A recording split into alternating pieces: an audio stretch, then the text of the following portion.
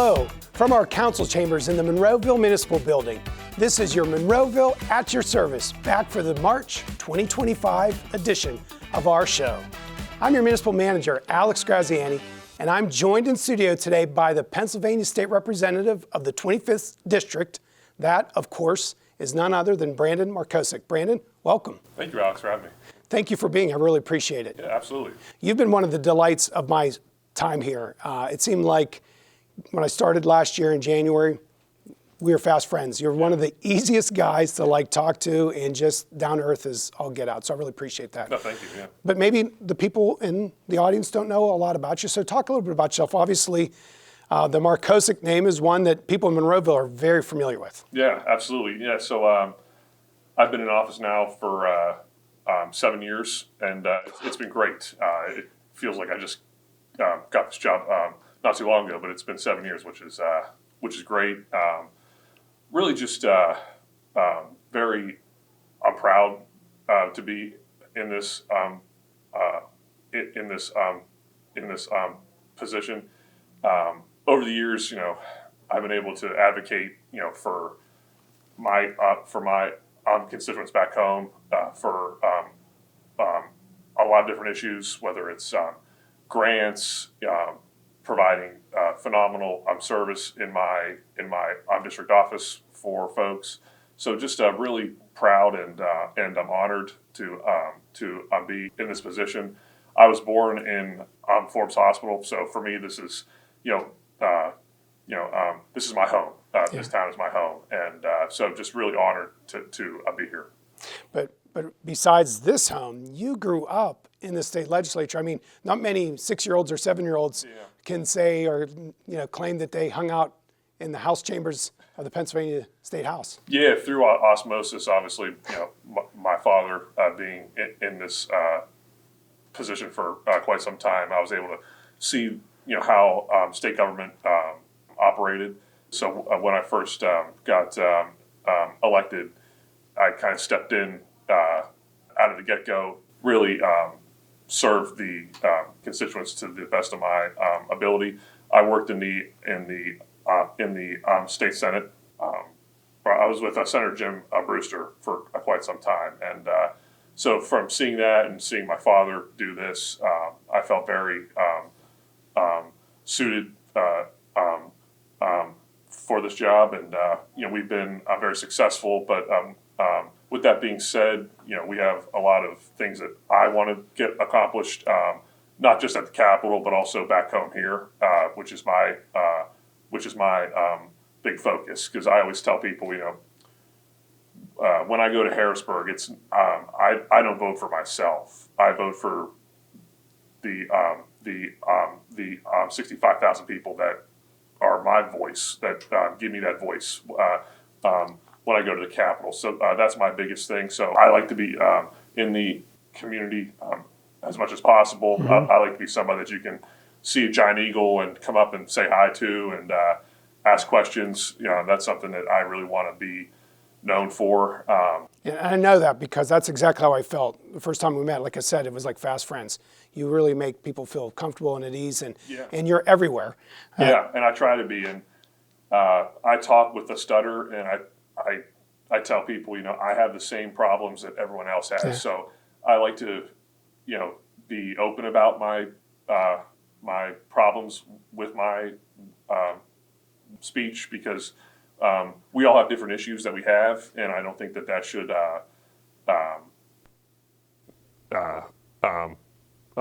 prevent somebody from doing what they want. And last year you had a successful year in that, because you mentioned 7 years now, but in your 6th year, you're able to get a law in Pennsylvania. I think it's 2268, and talk a little bit about that law that was signed. Yeah, that was a law that guarantees that children ages 2 to 6 can have access to a speech therapist, which is not the case. So we found that there was a gap in insurance coverage for children. So my own personal experience with stuttering, it was caught when I was 2 years old. So when you can catch it early, you can really treat it early and really change the outcome of that child's life. Roughly 75% of folks actually do grow out of a stutter. I have not, but mine has kind of changed over time. Where 10 years ago, or I shouldn't say 10 years ago, about 20 years ago, I couldn't even say my first name in public, and so now kind of sitting here talking to you, it's kind of come full circle where I'm able to tangibly make change to help kids and also help parents with getting service for their child. So it's really come full circle. The bill was very hard to get to that point, but we were able to get across the finish line in a bipartisan manner. It passed the House 181 to 22, I believe, and then it passed the Senate 49 to 0. So it was really a great thing that got passed, and I was very, very proud of it. But at the same time, there's a lot of things that still need to be done around the issue, whether it's breaking the bad stigma that involves folks that have different disorders, especially with speech. It's something that I've been tackling. I've traveled to different cities and towns to discuss it. I've gone to Gateway. I've gone to Plum. I've gone to different school districts in the area just to tell my story, to tell kids, hey, just because you have something that makes you sound different or makes you, just a little bit different is not a bad thing. And that's been something I've been trying to champion. Yeah, I've liked the term when people talk about different abilities instead of disabilities, Right. Because the fact is none of us have it all together perfect as one might think. So they're just differing abilities. But I'll tell you what, Brandon, when I saw you talk in front of your colleagues in the State House, they gave you a standing ovation. I think giving a voice to those that sometimes don't is vital, and I think today with House Bill 2268, we're taking that small step in the correct direction. So I just want to say thank you for your support, and look forward to the vote today. Thank you very much.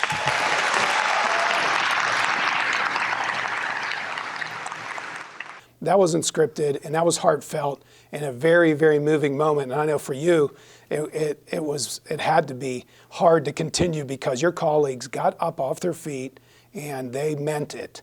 They really supported it, because the fact is, with differences, people do face challenges, and sometimes, by the grace of God, like you, they're able to overcome. Yeah. And you did. So it's great. Yeah, I was totally shocked by that, because I was just getting ready to give up to get up and talk like I do on the floor normally, and that was not something I thought was going to happen. It really caught me off guard, and the number of calls and texts that I got from people across the country, really, when that got posted online, really was shocking to me, because for so long I thought it was just myself that had this problem with my speech, and I realized that there was so many other folks that had very similar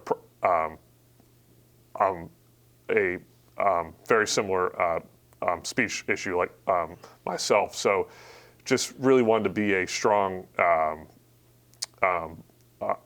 voice for them, because I feel like for so long folks like myself kind of are a little bit scared to kind of take that extra step. And for me, it was definitely hard too. It was something that, I still practice this day. I still go see a speech therapist, and it's something that I'm very proud to say. And I think, sometimes we need to go seek help. Yeah, I commend you on that. I think sometimes, whether it's marital counseling or whatever, people have stigmas, mental health, you name it.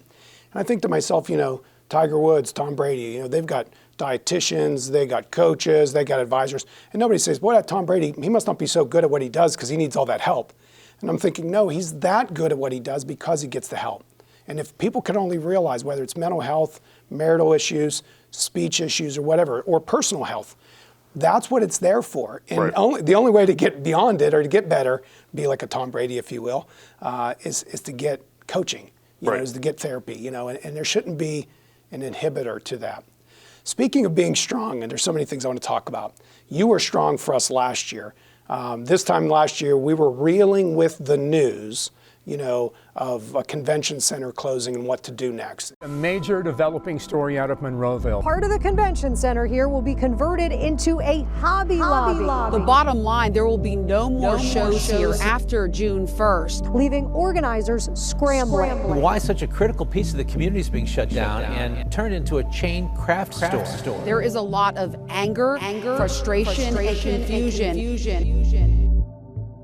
And with the help of you and others, you were strong and came to the communities, rallied around us to help us save the convention center. We're going to talk a little bit about that? Yeah, no, absolutely. That was a very tough time, but it was something that it kind of showed how state government can really come together, and also with the help of council here, we were really able to come and bring all parties to the table, and I think that was very crucial. It was something that we just could not afford to have happen.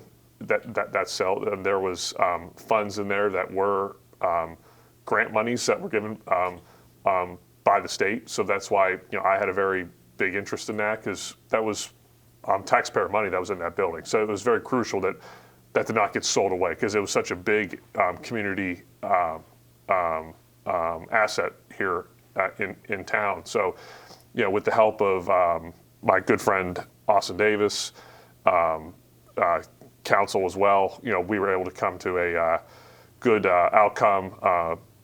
So it was just a all on deck approach, and I was just really glad to see that come to a good outcome, because for that center to not be a part of this town just was something that would not sit well with me, and would not sit well with the taxpayers here in town either. And that was something that I fought for very strongly, and it was something that I was glad to see it was able to stay here in town. So really just in the future, looking forward to seeing what comes of the center. I know it's booked almost every. It's booked. It's a great asset. So it's just all hands on deck, and so it was not just myself. It was a lot of folks, but we all saw just how critical that center is, not just to our town, but the entire eastern suburbs. It was just a huge asset. So just really pleased with the outcome. Yeah, so are we, and you and I could list all the names of everyone involved, but just very appreciative of you. It's interesting because Austin Davis and the county executive and others, you guys were a part of just a few years ago, a class of Allegheny County representatives in Harrisburg, and now I think you're almost the senior member of the Allegheny County delegation in Harrisburg. Yeah, I think I'm third or fourth in terms of seniority, which is pretty crazy to think about. It's wild how that's changed. A lot. We've had some turnovers, but yeah. So I've kind of gone up in terms of seniority in my fourth term. So it's actually, and I don't know how it all works, but you are in the majority party, so you're chair of the Housing and Community Development Committee.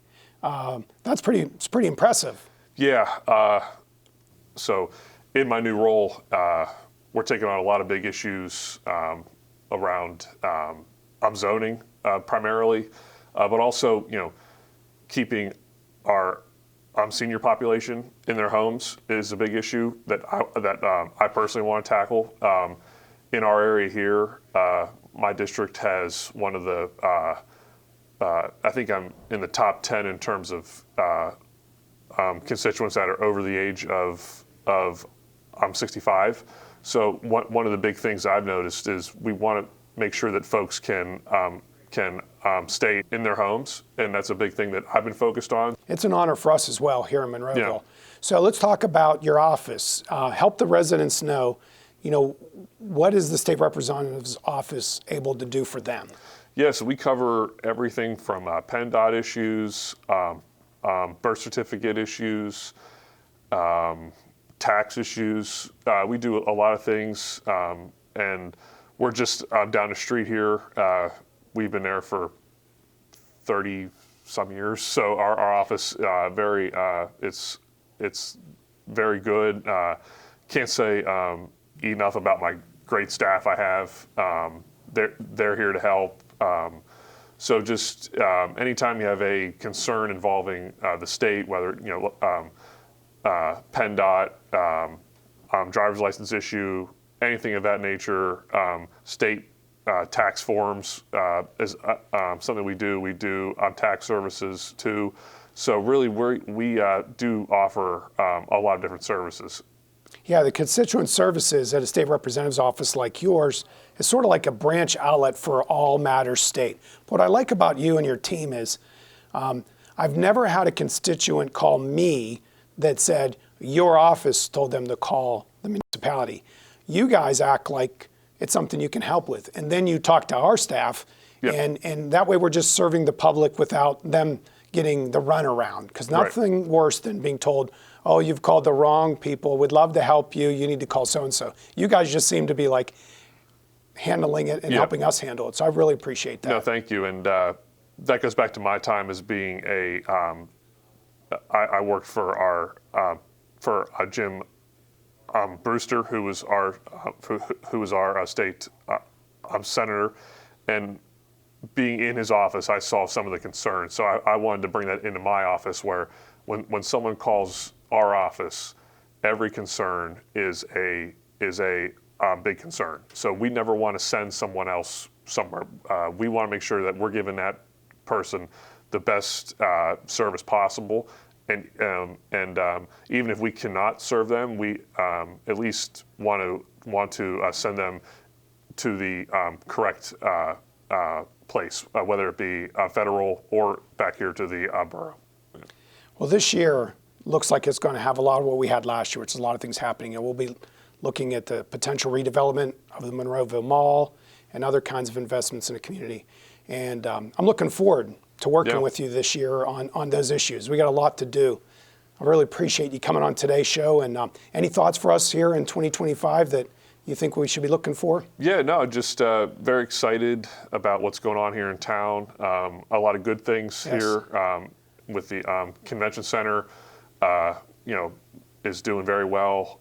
Excited to see what comes of the sale with the Monroeville Mall. But with that, I'm just very excited to see what this upcoming term for myself has. I'm very excited about this opportunity given to me, and I always tell people I don't want to be somebody that you see every 2 years on a ballot. I want to be somebody that you see in public that you feel comfortable coming up to and just saying hi, or if you have a question, coming up to me and talking to me. I like to be just somebody that you can feel comfortable with. And well, I know Jared and the team will probably put a little thing up here to show everybody how they can get in contact with you, your website and all that good stuff, and maybe the office hours even, because again, you're such a valuable resource. Nobody has the time to go to Harrisburg, and sometimes getting online or even making phone calls isn't as simple as it looks, but they can contact you for a lot of things, all things really, as it relates to the state. Yeah, we're open 9 to 4:30, just down the street here at 4232 in the Commerce Building across from Gateway Grill. So we'd like to be active as much as possible. I like to go to things personally as much as possible with my staff as well. So anytime we can be a source, I just want to make sure that folks can come to our office. Well, thank you for being on the show. For those of you who've been watching, doing the math here, 7 years. Wow, you've done a lot in that amount of time, and such a resource for Monroeville. Your dad, Joe, is very proud. He's also a great resource for Monroeville when he's in town. Sometimes he does some traveling these days. But thank you, Brandon, for taking time to be on today's show. Thank you. Appreciate it. Excellent. Thank you, Alex. Thank you. Great job. On the way next, Our library recently hosted one of its most popular events, and it was a whole lot of fun. A recap from the mini golf at the Monroeville Public Library, plus the Manager's Minute coming up after a quick break.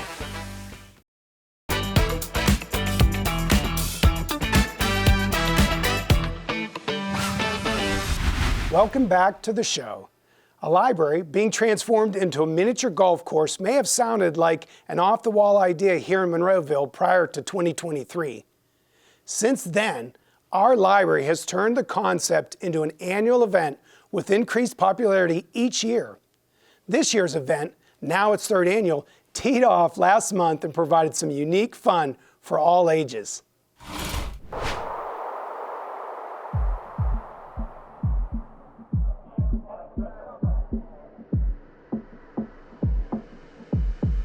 We are at our mini golf event. This is the third year we've done it. It is a great event. It is able to bring so many people who don't normally come to our library in the doors.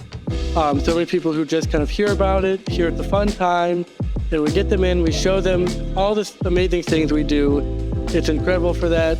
It's also an opportunity for people to come in and see. They walk around the entire length of the library, so they're able to see what we have here. So they pass through our books, our DVDs, our games. They go downstairs to the children's area. They pass by our Maker Lab. It is a way to bring the community in. It is a fundraiser for us. It's a great chance for people to get to know what we have to offer here. And it's a great time in that, it's great for our family event is great, our over 21 night is great. So it's two different events that kind of blend well together, and it's great for anyone to find what you're looking for. You're not locked into just a family event or a 21 overnight. We have both. So our first hole starts down in the fiction area and then ends with a few, I don't know if you can see it all there, ends with some plushie prizes, and kids can take them once they finish with the course. One of our favorite holes goes down the steps into the children's area, and it's almost a guaranteed hole-in-one, so a lot of kids and adults like it too. I helped decorate one that's a beach-themed hole. There's fish netting hanging up and lights and inflatable animals and sharks and a treasure chest at the end. There's a hole themed around Candyland. There are some other holes that have been decorated by sponsors, and they get their name featured on a sign for those holes, and they can decorate whatever they want. S&T Bank has decorated a hole. Brandon Markosek, his crew came in and decorated. We've had Nothing Bunt Cakes come in. They've decorated a hole. We've had a robotics team from the Gateway High School come in. The municipality also came in and decorated a hole as well. We have several inflatables throughout the library. They're all different kinds of animals. Some other sponsors paid for those, and they feature a sign hanging, and kids can take pictures with the kids, adults, whoever's interested can take pictures with them. We also have a selfie contest going on where people can submit their selfies to Instagram or Facebook with a designated hashtag MPL Mini Golf. And we'll pull a winner from our raffle, so it's random. We'll be able to see tons of fun pictures that people post. We actually have other libraries reaching out to us to loan out the equipment because they're hearing what great things happen after we do it, like how our circulation goes up, how we're hearing from so many people that they never came before and they want to start doing it. So they're reaching out to us asking how they can get started doing it, if we can help them, what steps they need to take to start doing it in their library. Here's a look at some of the upcoming major events held at or hosted by the library. But make no mistake, this is by no means a complete list. The library constantly has programs and events for all ages. To stay connected and get involved with all that happens at the library, visit monroevillelibrary.org.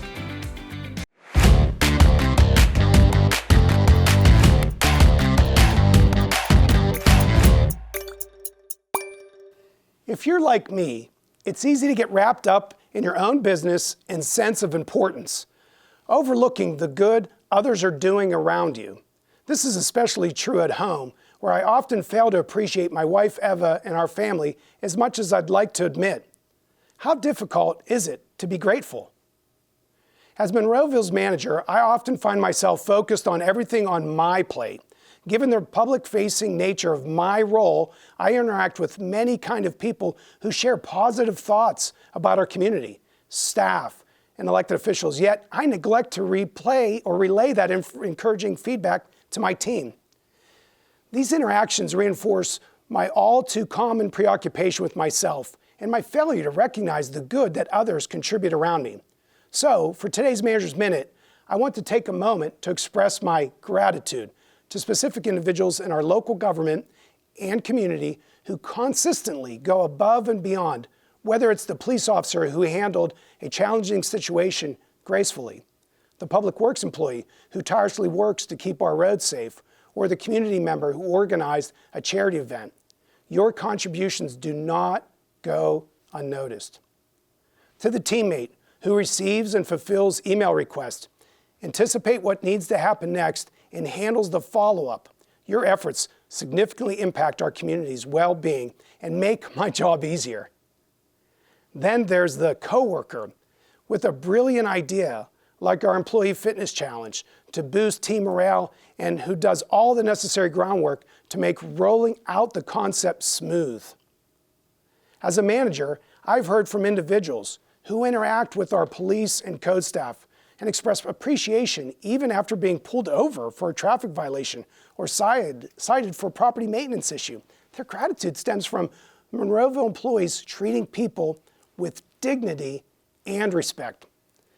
As I continue to count my blessings, reminding myself of what I need to be grateful for, I find deep inspiration in the elected officials who devote so much of their time to their part-time jobs, almost resembling full-time work. Their care for the Monroeville community is genuinely inspiring and helps us feel valued and appreciated. Recently, one of our departments approached me with an agenda of ideas to improve operations with solid solutions and collaboration to enact these enhancements. Then there's the employee who, during their own time, organizes community events to support a charity that benefits all in the community. This winter, I had the privilege of witnessing our Public Works road crew work diligently for over 20 days straight at all hours of the day, ensuring our roads were safe. Their commitment and hard work, along with the entire Public Works staff, are commendable and truly appreciated. All the volunteers who serve on our many boards attend so many meetings to give back to their community. All of them I want to recognize. I've served in Monroeville for over 14 months, and I see so many areas of effort and improvement, from parks and recreation, the senior center, the library, and the animal shelter. It's impossible to acknowledge all of them. I'm genuinely grateful for the opportunity to serve this community. I understand how easy it is to feel unappreciated or to think your efforts go unnoticed. If you ever feel that way, please know that your hard work is recognized. Your dedication inspires me to do my job, to be the best at Monroeville at your service. I want you to understand how much I value and appreciate your contributions. I'm your municipal manager, Alex Graziani, and thank you. Depending on when you're watching this, it's amazing to think we may already be a quarter of the way through the year. Our show will continue to roll on as we head into spring. Catch us each month for new guests, new features, and more. Next month, we continue a string of local elected officials with Congresswoman Summer Lee joining the program and some members of our police take a plunge. Here's a preview. All the changes, the transitions that are happening in DC, that we feel at the local level. I mean, it feels like there's never a moment, never a moment. And that's okay, because folks sent us there to do hard work. They sent us there to represent them even when it's not easy. And we're in those days. So I don't know if there's gonna be any slowing down anytime soon.